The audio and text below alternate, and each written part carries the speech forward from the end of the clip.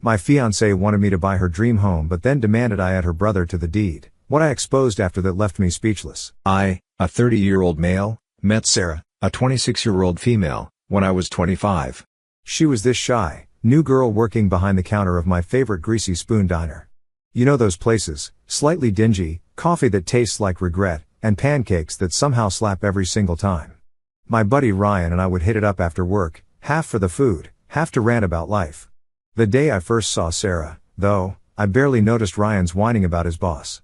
There she was, tying her apron, looking perfect, big brown eyes, dark hair tucked into a messy ponytail, and a smile that could fix a bad day. My order came out as scrambled sentences because my brain decided to short circuit when she said, "What can I get you?" in that sweet voice of hers. Ryan, of course, noticed. "Dude, stop being weird. If you're into her, just say something." I wasn't exactly smooth back then. The thought of walking up and being shot down in front of Ryan, who would 100% roast me, didn't sit well. Instead, I fumbled for a napkin and scrawled out my name and number with my garbage handwriting. I can still remember how my palms were sweaty when I paid for our food and slipped the note over. She blushed, actually blushed, when she realized what I'd done. "She's not going to call," Ryan snorted as we left. But guess what? She did.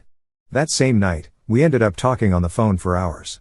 I couldn't tell you what about, probably dumb stuff like favorite movies or her hatred for pineapple on pizza, but I remember it felt easy, natural, like I'd known her for years, even though I'd barely seen her outside of a diner counter.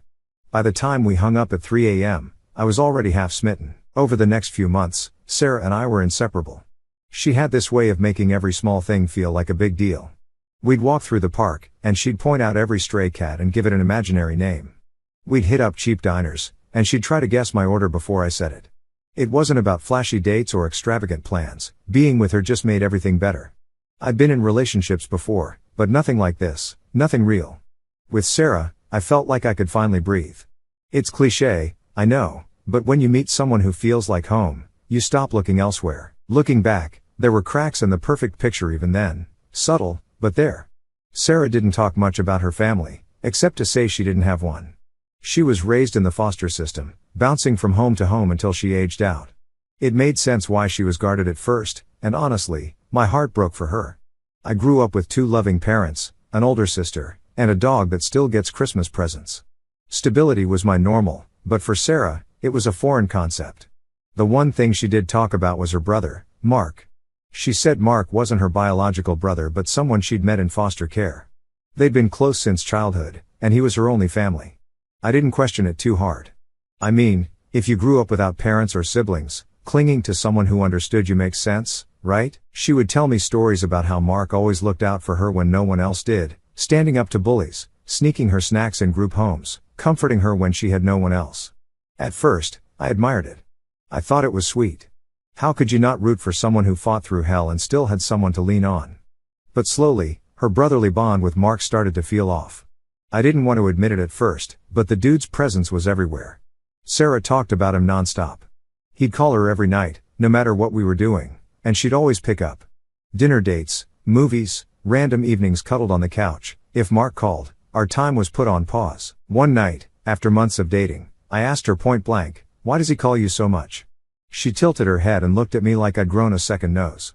"Because we're close, duh. He's my brother. You wouldn't get it." Okay, fine, maybe I wouldn't get it because my older sister and I weren't calling each other 24/7, but whatever. I wasn't about to ruin a good thing over something minor. Relationships are about trust, right? I trusted Sarah. Things started to feel more questionable when I FaceTimed her late one night. It was just supposed to be a quick goodnight call since she'd been working late shifts at the diner. Instead, the camera panned to Mark, shirtless, sprawled right next to her in her bed. "What the hell is Mark doing there?" I asked, feeling my stomach drop. Sarah rolled her eyes like I was the crazy one. "Relax, he's going through a bad breakup and didn't want to sleep alone. My bed's bigger than the couch, so I let him crash here. It's not a big deal. You're telling me your brother, not your real brother, mind you, is just sharing your bed, and that's normal to you?" She scoffed. "God, you sound jealous. It's Mark. He's family. You'd understand if you were close to your sister." I let it go, but it didn't sit right with me. Things got more serious when Sarah's lease was ending. She didn't have much money because she was between jobs. One night over takeout, she brought it up. I was thinking maybe I could move in with you. I hesitated, not because I didn't want her there, I did, but because moving in meant bigger commitments, financial ones especially. But she hit me with those big brown eyes and said, I'd feel safer with you. You know I don't have anywhere else to go. Boom, done. The girl had me wrapped around her finger. Sarah moved in a week later. I covered everything: rent, utilities, groceries. She said she'd contribute when she got a better job, but of course, that never happened. I didn't mind at first because I loved her. I wanted to take care of her. But the constant calls from Mark, the way she dropped everything to see him, the weird closeness I couldn't put my finger on, it was like an itch I couldn't scratch. I should have known that my dream girl was hiding something massive. When Sarah moved in with me, I was honestly thrilled at first. I mean, I'd spent years in that house alone. It felt like the natural next step for us. She'd finally have stability, and we'd get to spend more time together. I had a 6-figure income, a nice house with plenty of room, and I figured, why not? I didn't want to be the guy who nickels and dimes his girlfriend when I knew her financial situation was crap. So, I told her not to worry about rent or bills, I'd handle it. That was my first mistake because once Sarah realized she didn't need to contribute anything, it was like she settled into queen mode. Suddenly, our place wasn't my house anymore, it was ours. She redecorated without asking, threw out some of my stuff because it didn't match her vibe, and invited her brother Mark over whenever she damn well pleased. Now, I wasn't thrilled about Mark's constant presence, but at first, I tried to make an effort. Sarah wanted me to get along with him, so I figured, sure, I'll play nice. I bought some drinks, ordered pizza, and let him come over for a weekend. The first time Mark showed up, though, I knew something was off.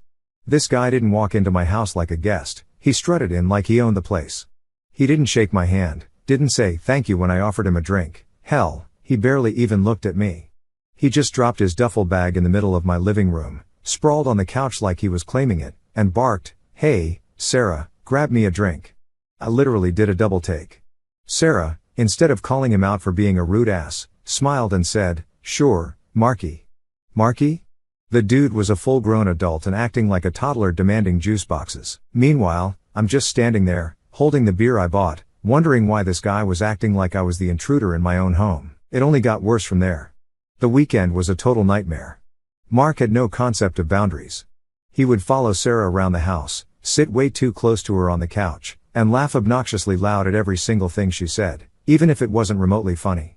I'd be sitting right there next to them, third-wheeling in my own relationship. At one point, Sarah got up to grab snacks, leaving us alone for maybe 30 seconds. Mark just stared at me with this smug look on his face, like he was sizing me up. "You're lucky," he finally muttered. I blinked.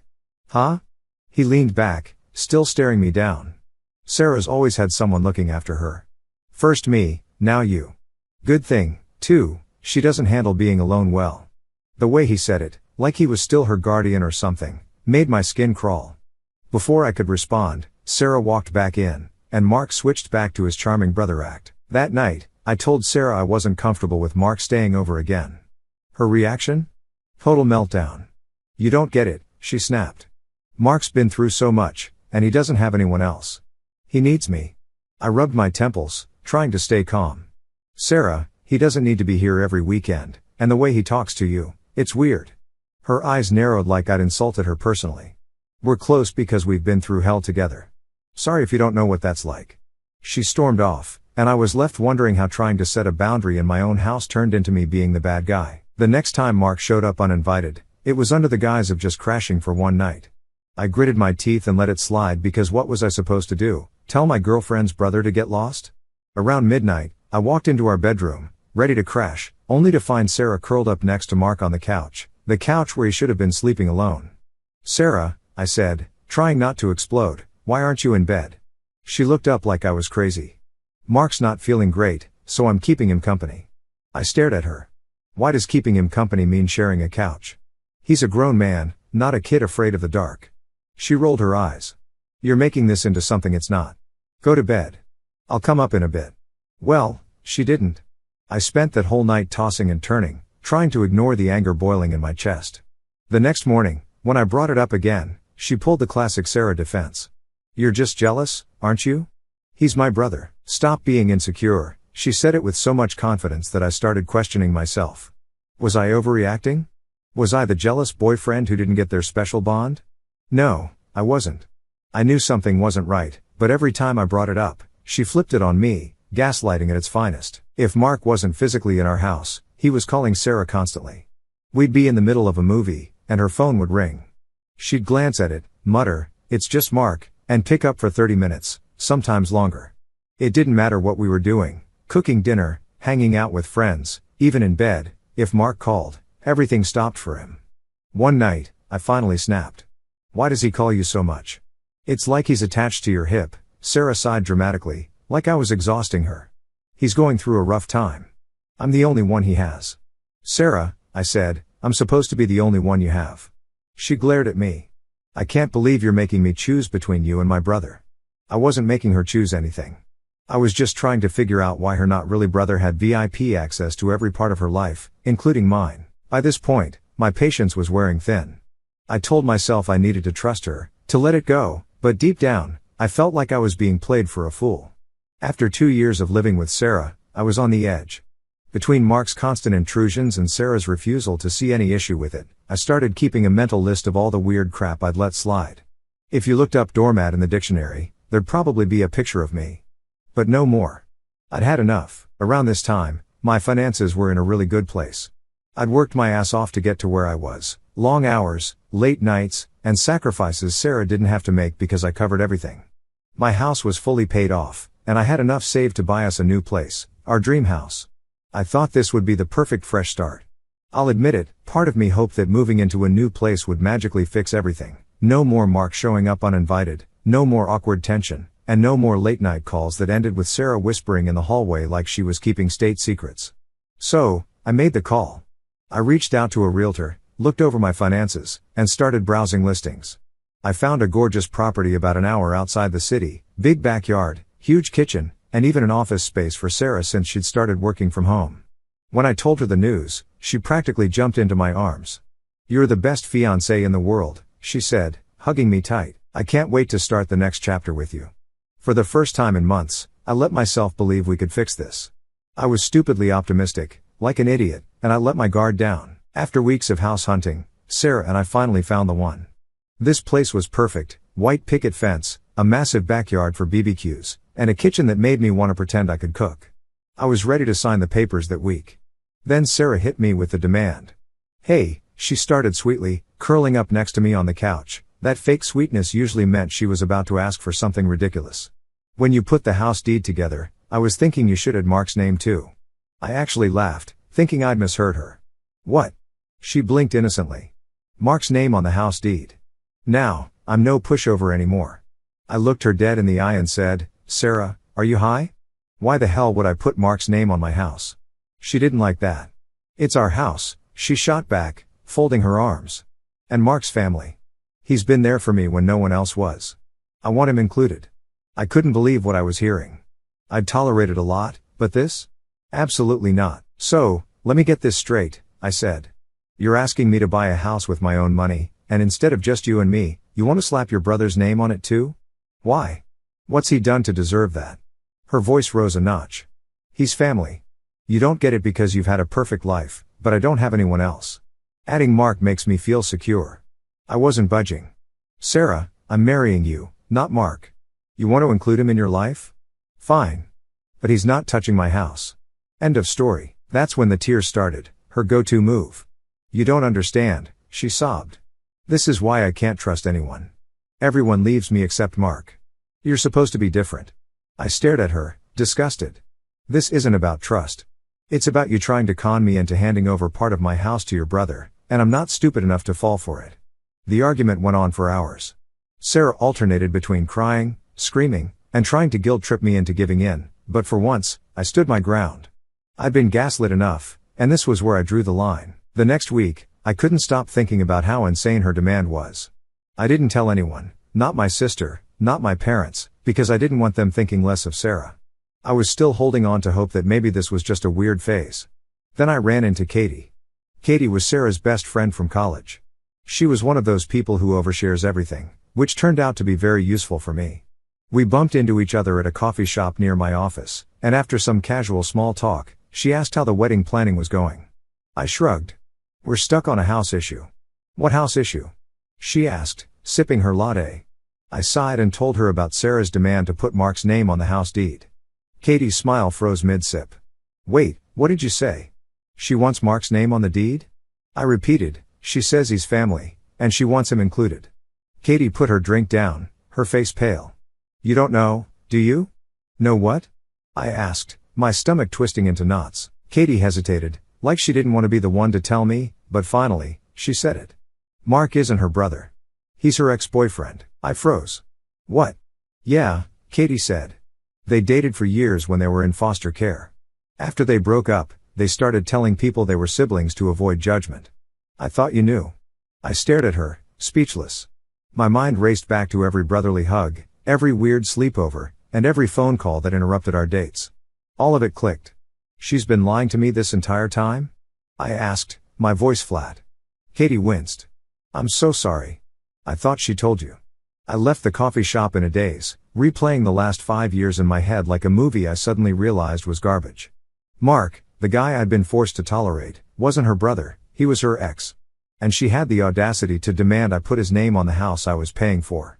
It all made sense now. I wasn't crazy. I wasn't insecure. Sarah had been gaslighting me, lying to my face, and dragging me into some bizarre, twisted mess. But here's the thing, I'm not the kind of guy who sits back and lets himself get played. That night, I decided I wasn't going to wait anymore. Sarah had answers to give, and I was done pretending everything was fine. I got home that evening, feeling like I'd been punched in the gut. Mark, her ex-boyfriend. I couldn't get those words out of my head. 5 years, 5 damn years, she'd been lying to me, and I'd been standing here like an idiot, defending their close sibling bond. I walked through the door, and there she was, lounging on my couch with her feet up, like she didn't have a care in the world. Hey, babe, she said, flipping through Netflix like she hadn't spent the last few years gaslighting me. I dropped my keys on the counter a little harder than I needed to. We need to talk. Sarah glanced over, still annoyingly calm. About what? I took a deep breath. I wasn't going to let her twist this on me, not this time. About you and Mark. Her hand froze midair with the remote. Her face went from relaxed to defensive in half a second flat. What about him? I stared her down. Don't play dumb. I ran into Katie today. She told me the truth. He's not your brother, is he? The color drained from her face so fast I thought she might pass out. Her lips parted, and she stammered, what did she say? She told me everything, I said firmly. Mark isn't your brother. He's your ex-boyfriend, the guy you used to date, the guy you've been sneaking around with, lying to me about, and bringing into my house like I'm some kind of idiot. Her face crumpled, but she tried to salvage the situation. It's not what you think. Oh, really? I snapped, folding my arms. Because what I think is that you've been cheating on me, lying to my face, and letting your ex-boyfriend sleep next to you while you gaslit me into thinking I was crazy for questioning it. Sarah jumped off the couch, her eyes wild with panic. I didn't cheat. Mark and he's like family now. We haven't been like that in years, I laughed bitterly. Family? You mean the guy you used to date? You think calling him your brother magically makes it less disgusting? It's not disgusting, she yelled, tears starting to form. We were just kids. After we broke up, we realized we were better as family. That's all it is. You're blowing this out of proportion. I wasn't buying it for a second. My gut was telling me there was more. So, you're telling me, I said, stepping closer, that you've never done anything with him recently? That all those sleepovers, all those late night calls, all those times you comforted him, there's nothing else going on? She looked away, biting her lip. I felt my chest tighten. Sarah, look at me. Tell me the truth. Have you slept with Mark recently? There was a long pause. Her silence told me everything. Answer me, I yelled, slamming my fist against the table. She flinched and finally muttered, yes. A few times, it felt like the air had been sucked out of the room. I stared at her, my hands shaking as her words echoed in my head. A few times, I repeated, my voice dangerously low. A few times you've been sleeping with your ex, the guy you called your brother, while I've been here paying for everything like a goddamn fool? She broke down sobbing. It didn't mean anything, I swear. It just happened. I was confused, and Mark, he's always been there for me. I didn't mean for it to happen, I laughed, but there was no humor in it. Oh, it just happened? You didn't mean for it? That's your excuse? You've been lying to me for years, cheating on me, and now you want me to believe it doesn't mean anything? I still love you, she cried, clutching at me like I was the lifeline she was about to lose. It was a mistake, I swear. I shoved her hands away. Don't touch me. The anger boiling in my chest was white hot. I had spent years supporting this woman, paying for her rent, her groceries, her damn existence, and all the while, she had been sneaking around with Mark. You know what, Sarah? I said, my voice ice cold. You're pathetic. You had everything I gave you, and you threw it away for some loser who pretends to be your brother. She sobbed harder, collapsing onto the couch like some dramatic movie scene. You can't leave me. I don't have anyone else. I stared at her, disgusted. That's not my problem anymore. I didn't stop there. I had one more thing to settle. Give me back the engagement ring. Her head shot up. What? No, I said firmly. That ring is a family heirloom. It belonged to my grandmother, and there's no way in hell you're keeping it after what you've done. You gave it to me. She wailed, clutching her hand like I'd asked her to cut it off. It's mine. I leaned closer, my tone deadly calm. You cheated on me, Sarah. You lied to me for 5 years. You've been living in my house on my dime while sneaking around with your ex.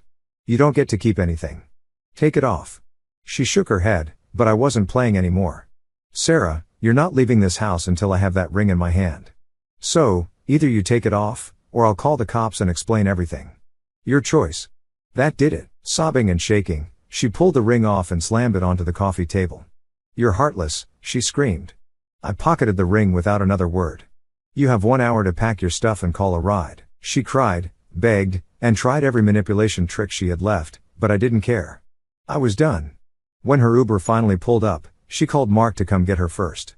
I heard her begging over the phone, but apparently, Mark wanted nothing to do with her drama. Shocker. By the time she dragged her bags to the front door, she looked like a wreck. I'll wait for you, she sniffled, trying one last time. I know you'll come back. I didn't even look at her. Don't hold your breath. I shut the door in her face, locked the deadbolt, and sat down in silence. For the first time in years, I wasn't drowning in her lies. I wasn't being used or played. But a lot has happened since I kicked Sarah out, and I figured you all deserve to hear the end of this story. Karma's undefeated, and I didn't have to lift a single damn finger to get revenge. It came to me gift-wrapped, and I just sat back and enjoyed the show. I went full no contact with Sarah the night I threw her out, blocked her number, blocked her on social media, and changed my locks. I figured she'd slink back to Mark, and they'd live happily ever after in their weird little life-fueled relationship. Whatever. Not my circus, not my monkeys. But karma? Oh, it had other plans. About a month later, I ran into Katie, Sarah's former best friend, at the same coffee shop where I'd first learned the truth. Now, Katie is the kind of person who knows everything about everyone, and she couldn't wait to spill the tea. Apparently, Sarah's life had completely imploded since I kicked her out. First, she tried to move in with Mark. After all, he was her rock, her family, her everything, right? Well, turns out Mark wasn't sticking around for Sarah, he was sticking around for her money. You see, while I was covering all of Sarah's living expenses, she'd managed to save up a little cash from her old diner job, and guess what? She'd been funneling it straight to Mark: groceries, rent when he was short, a brand new phone after his broke. You name it, Sarah paid for it. She was basically Mark's sugar mama. The second I cut her off and she had no place to live, her savings disappeared fast. That's when she turned to Mark, probably thinking he'd let her stay with him. Except Mark, being the piece of work he is, flat out ghosted her, stopped answering her calls, blocked her on socials, and left her stranded. Katie told me Sarah had been couch surfing ever since, bouncing between old co-workers and barely scraping by. She was broke, alone, and miserable. And me? I couldn't stop smiling. I know that sounds cold, but come on, this was karma doing its thing, and I had front row seats. The guy she cheated with dumped her the second she couldn't fund his life anymore. You love to see it. Now, here's where it gets even better. A week after hearing all this from Katie, I got a text from an unknown number. It was one of those long, rambling paragraphs, you know the kind. I knew it was Sarah before I even read it. Here's a highlight reel. I'm so sorry for everything. I know I messed up, and I regret everything I did. I don't have anyone else, and I miss you so much. You were the best thing that ever happened to me. Please give me a chance to explain and fix this. I'll do anything. Oh, now you miss me? Now I'm the best thing that ever happened to you? I didn't respond. Block the number. The next day, she tried calling from another number. I let it go to voicemail. Cue the crying, sniffly sobs and the whole "I don't have anyone else, please don't abandon me like everyone else did" routine. I don't know what she expected. Did she think I'd hear her crying and just forget the months of lying, cheating, and gaslighting? I don't negotiate with manipulators. The cherry on top came a couple of weeks ago. I was out grabbing groceries, just minding my own business, when I spotted her near the frozen food section. And let me tell you, she looked rough, her hair was greasy, her clothes were wrinkled, and she had that hollow look people get when their life is in free fall. She saw me almost immediately and made a beeline toward me. "Hey," she said softly, her voice shaking. I gave her the kind of nod you give to a stranger you pass on the street. "Sarah." Her eyes welled up with tears. How have you been?" I smiled. "Fantastic." She flinched, and I swear I saw her lip tremble. "I miss you," she said. "I know I messed up. I didn't realize what I had until I lost it. I've been thinking about us a lot, and I just want to fix it." I tilted my head, like I was considering it. Yeah, I don't think so." Her face crumpled. "Please, I don't have anyone else. I didn't even feel bad.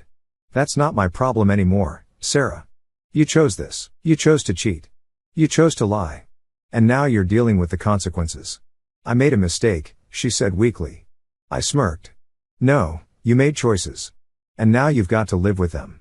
I didn't wait for her to respond. I grabbed my cart, turned around, and walked away. So, here I am now, Reddit. Sarah lost everything: her relationship with me, her weird manipulative hold over Mark, and any ounce of stability she had. She gambled, thinking she could play both sides, and she lost spectacularly. Meanwhile, I'm thriving. I'm back at the gym, catching up with friends I neglected during that train wreck of a relationship, and even dipped my toe back into dating. Life is peaceful, and for the first time in a long time, I feel like myself again. And the best part? I didn't have to lift a damn finger for revenge. Karma handled it for me, and it was beautiful to watch. Sarah thought I was some fool she could manipulate forever, but in the end, she played herself. Moral of the story: trust your gut. If something feels off, it probably is. And never, ever let someone gaslight you into ignoring your own instincts. Sarah, if you're out there reading this, I hope you enjoy couch surfing. You earned it.